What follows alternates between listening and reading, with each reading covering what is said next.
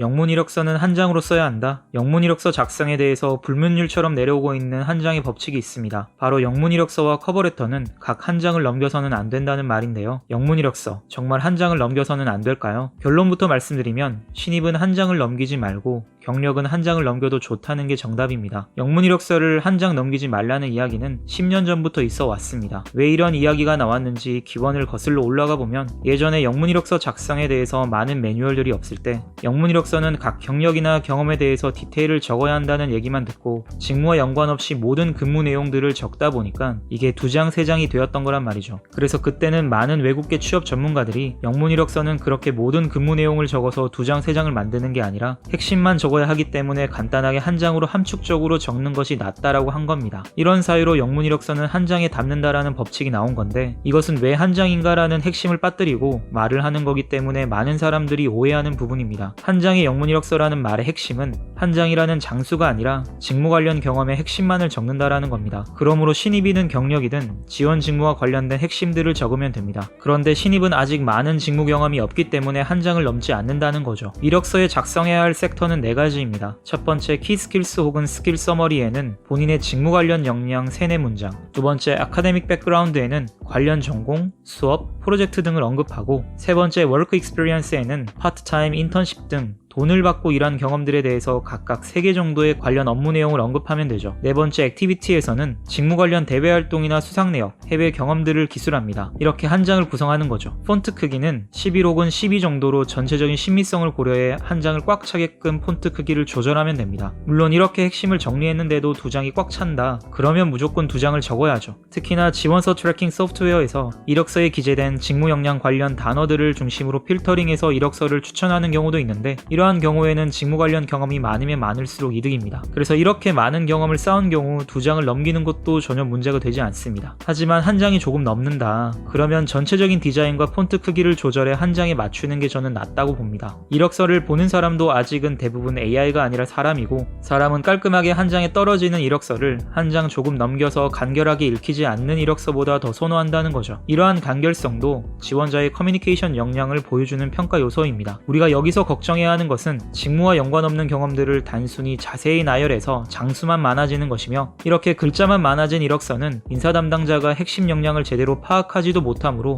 이력서의 매력도는 매우 떨어지게 되는 것입니다. 이러한 의미에서 신입 수준에서 핵심 역량 키워드와 경험들을 한 장에 보기 쉽게 나열하면 인사 담당자에게 훨씬 직관적으로 본인의 역량을 전달할 수 있는 장점이 있기 때문에 한 장으로 간결하게 적으라는 얘기가 나온 겁니다. 다만 경력이라면 얘기는 달라집니다. 경력은 연차에 따라 달라지겠지만 프로젝트의 양과 쌓아왔던 업무 경험이 신입과는 차원이 다르기 때문에 많이 적으면 적을수록 좋습니다. 물론 2장 반, 3장 반보다는 2장이나 3장에 떨어지는 이력서가 간결성 측면에서는 더 선호되는 것은 맞겠죠. 다만 한 장에 맞춰야 한다는 것은 말이 안 됩니다. 특히나 경력직의 이력서는 경력 기술서에 가까우며 단순 업무 내용뿐만 아니라 프로젝트명과 프로젝트별 역할까지 적어야 하는 수준이기 때문에 2장을 훌쩍 넘길 수도 있습니다. 이렇게 한 장 이상이 되어도 경력직은 이상할 게 전혀 없는 거죠. 그래서 오늘 말씀드린 내용을 요약하자면 신입은 핵심만 적어 한 장으로, 경력은 관련 경험을 모두 기술해 한 장을 넘기는 것으로 작성하는 것이 좋다. 이렇게 얘기 드릴 수 있을 것 같네요.